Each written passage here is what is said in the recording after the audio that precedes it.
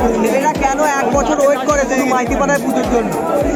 কালী এমন জিনিস না, সবাইয়ের মাথায় ভর করে রাখে। 1 বছর মানে 1 বছর পুরো। জয় মা, জয় মা।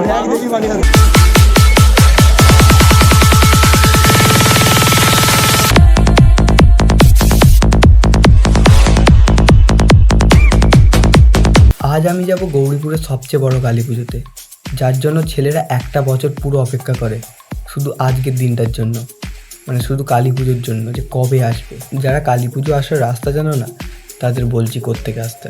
উলোবেড়িয়া বা ফুলেশ্বর স্টেশন থেকে গরুয়াটায় আসবে, গরুয়াটা থেকে চৌরাস্তা, চৌরাস্তা থেকে 15 মিনিট। যাকেই জিজ্ঞেস করবে যে মাইতিপাড়ার কালী পুজোয় যাব, সেই বলে দেবে। আর কালী পুজোটা হয় ফাল্গুন মাসের শেষ মঙ্গলবার। আমরা প্রথমে চলে এসেছি নতুন মারোতে। এটা নতুন মারো মানে কাঁজাখালির প্রতিমা।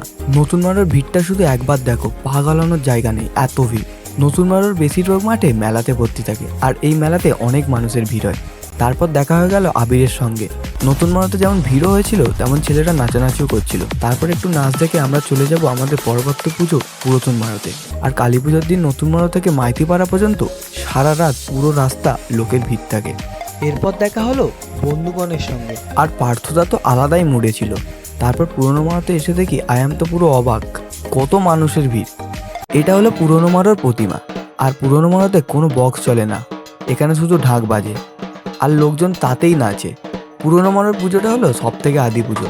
এরপর আমরা যাব মাইতিপাড়ার পুজোতে, যার জন্য সব নাচ পাগল ছেলেরা অপেক্ষা করে। আর এই দিন পুরো রাস্তায় আলোতে আলোকিত হয়ে থাকে। মাইতিপাড়ায় যখন ঢুকছি, মনটা তখন ওয়াও ওয়াও করছে। আর ভাই ওখানে কি হচ্ছে, শুধু হাত দেখা যাচ্ছে। দেন আমরা মায়ের দর্শন করে এন্ট্রি নিলাম আসল জায়গায়, মানে নাচের মেহফিলে। তারপর দেখা হয়ে গেল ভাই লোকের সঙ্গে। দেন দেখা হলো সৌম্যর সঙ্গে। আর রাহুল তো পুরো ফর্মেই ছিল। শুভদা বলছে নাচ পাগলা নাচ। তারপর দেখা হলো সায়নের সঙ্গে। অতনু ভাই এটা কি ছিল? রাত তখন 3:10, কোনো জায়গায় ফাঁকা নেই। সারা রাত সবাই নাচে, এমনকি সকাল 7টা পর্যন্তও নাচে। মাইতিপাড়ার কালী পুজোর জন্য কেন ছেলেরা 1 বছর ওয়েট করে? ছেলেরা 1 বছর আনন্দ করে। জোরে বল।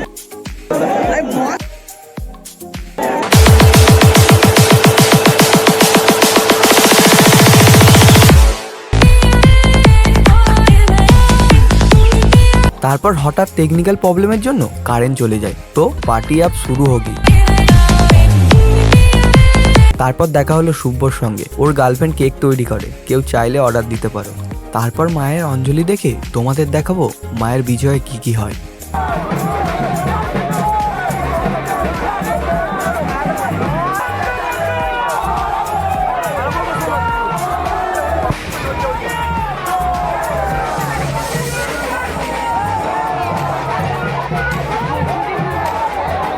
আশা করি জানতে পেরেছো গৌরীপুরের কালী পুজো সবার ফেভারিট কেন, আর কোন পার্টটা ভালো লাগলো অবশ্যই কমেন্টে জানাবে। আজকের ভিডিওটা এই পর্যন্তই, দেখা হচ্ছে পরের ভিডিও।